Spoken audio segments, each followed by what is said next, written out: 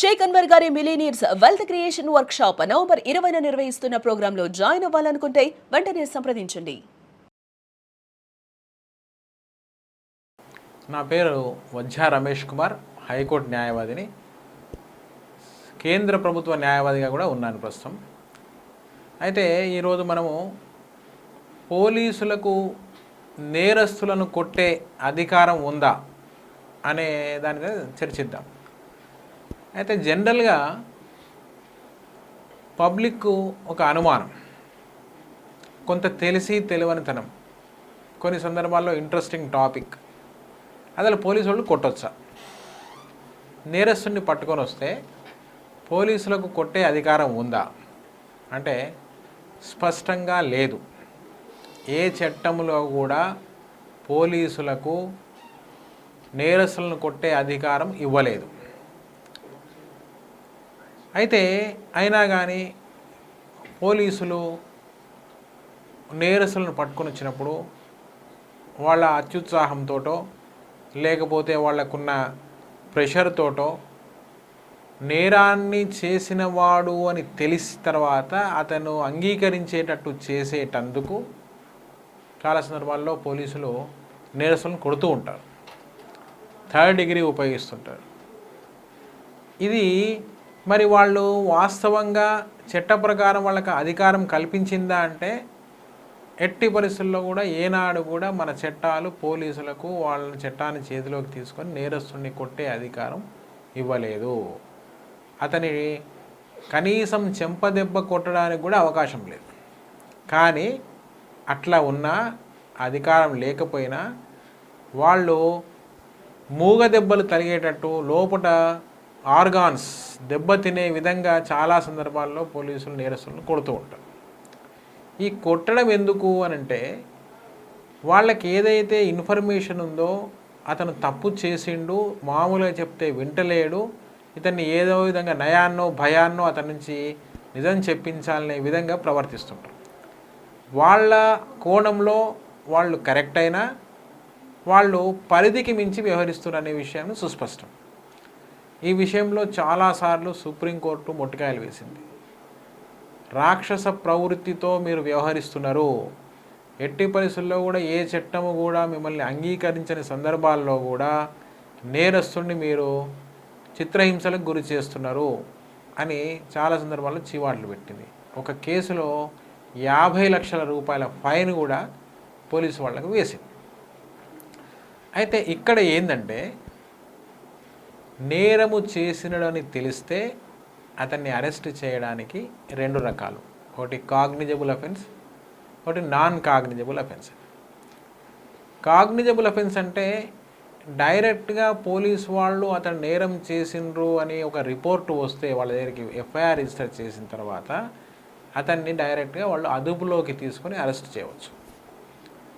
Non cognizable offence అంటే చట్ట ప్రకారం ఏదైతే నాన్ కాగ్నిజబుల్స్ అని చెప్పి ఒక గుర్తింపు ఇచ్చిండ్రో అటువంటి నేరాలలో పోలీసు వాళ్ళు అతని మీద అనుమానం ఉంది, మేము అదుపులోకి తీసుకునే అనుమతి ఇవ్వండి అని చెప్పి కోర్టు వారి అంటే కన్సర్న్డ్ మ్యాజిస్ట్రేట్, ఆ మ్యాజిస్ట్రేట్ యొక్క అనుమతి తీసుకొని అతన్ని అదుపులోకి తీసుకోవాలి.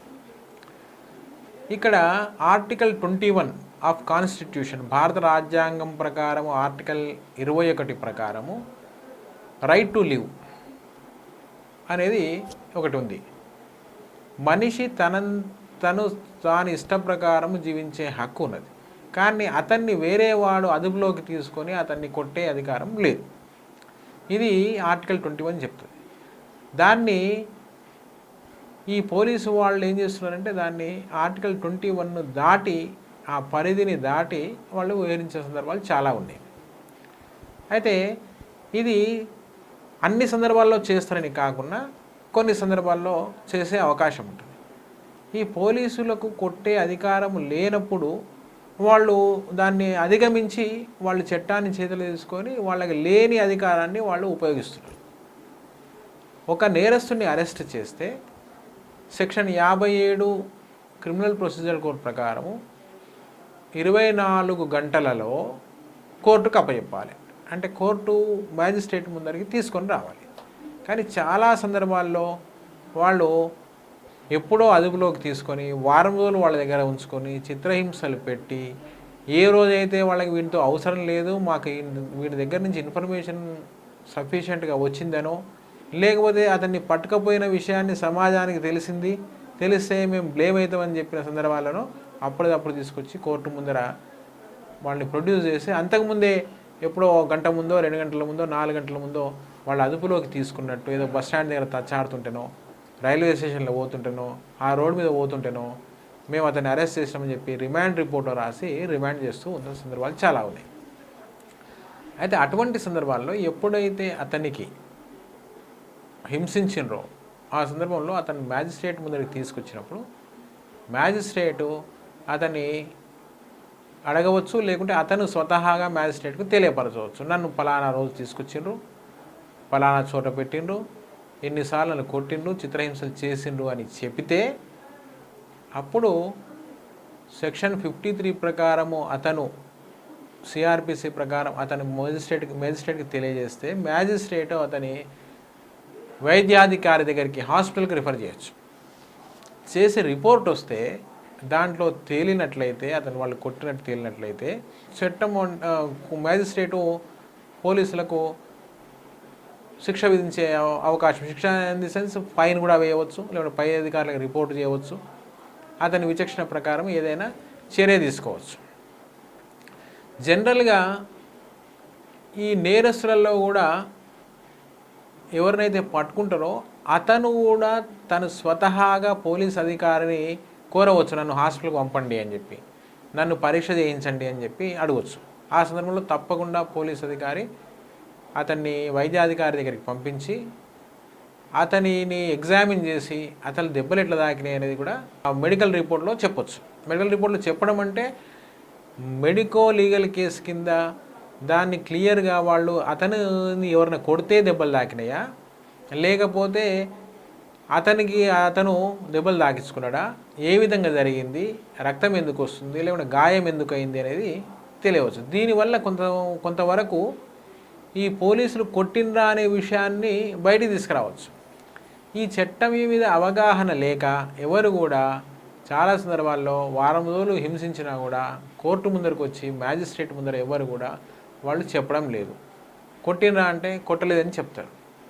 సో ఇటువంటి సందర్భాల్లో దీని కొరకే మన దగ్గర supreme court Jogender Kumar versus state of UP, state of Punjab case ఒకటి ఉన్నది. దాంట్లో నేరస్తుని యొక్క రైట్స్ ఏంటివి అనేది వచ్చింది. రీసెంట్గా కూడా 2014లో Arnesh Kumar versus state of Bihar, ఆ జడ్జిమెంట్లో కూడా క్లియర్గా నేరస్తుని యొక్క హక్కులు ఏంటివి, విధులు ఏంటివి, అతను ఏ విధంగా తన రైట్స్ను ప్రొటెక్ట్ చేసుకోవచ్చు అనేది రాసింది. సో 7 ఏళ్ల శిక్షాకాలము ఉన్న కేసులు ఏవైతే ఉంటాయో, నేరం ఏదైతే ఉంటుందో ఆ దాంట్లో ఆ పరిధిలోకి వచ్చే నేరస్తుడిని పోలీసు వాళ్ళు తప్పకుండా అరెస్ట్ చేయాలని లేదు.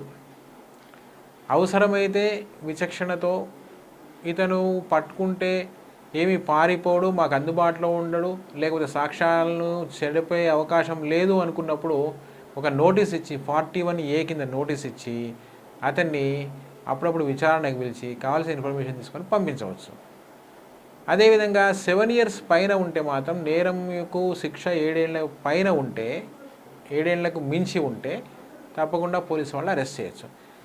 ఐదర్ 7 ఏళ్ల కంటే తక్కువ శిక్ష ఉన్న సందర్భాలైనా పైన ఉన్న సందర్భాలైనా పోలీసు వాళ్ళు అత్యుత్సాహంతో కొన్ని సందర్భాల్లో ఈ నేరస్తులను అదుపులోకి తీసుకొని చాలా చిత్రహింసలు పెట్టిన సందర్భాలు చాలా ఉన్నాయి.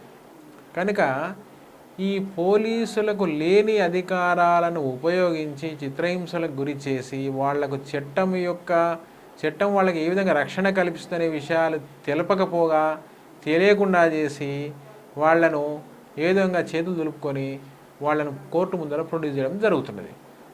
కోర్టు కూడా ఎప్పుడైతే రిమాండ్కి పంపించిందో, జ్యుడిషియల్ రిమాండ్, జైలు అధికారులు కూడా అతని శరీరం మీద ఏమైనా గాయాలు ఉంటే ఆ గాయాలన్నప్పుడు వాళ్ళు జైల్లోకి అనుమతించే అవకాశం కూడా లేదు.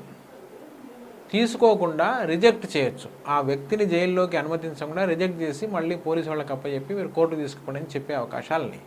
కనుక ఇటువంటి రైట్స్ అన్నీ కూడా నేరస్తునికి ఉన్నాయి. తను కోరితేనే ఇవన్నీ జరుగుతాయి.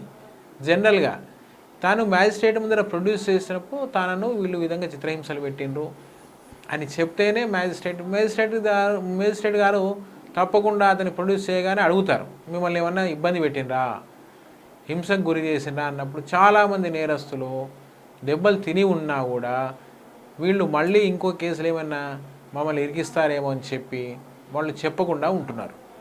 ఆ విధంగా చాలా సందర్భాల్లో పోలీసులు గెట్ ఓవర్ అవుతున్నారు. కనుక ఈ కొన్ని కేసులలో ఇట్లా హింసా ప్రవృత్తికి పాల్పడిన కేసులలో కూడా కొన్ని కేసులు సుప్రీంకోర్టు దాకా పోయినప్పుడు సుప్రీంకోర్టు తీవ్రమైన చీవాట్లు వేసింది. దాంట్లో కొన్ని సందర్భాల్లో కొంత ఫైన్ కూడా విధించడం జరిగింది. పోలీస్ స్టాండింగ్ రూల్స్ ప్రకారం కూడా వాళ్ళని ఎవరిని కూడా హింసించవద్దని అనేది ఉన్నది. వాళ్ళే నియమాలు తయారు చేసి వాళ్ళే దాన్ని దాటవేసి వాళ్ళ రూల్స్ని అతిక్రమించి కొన్ని సందర్భాల్లో వ్యవహరించిన సందర్భాలు ఉన్నాయి.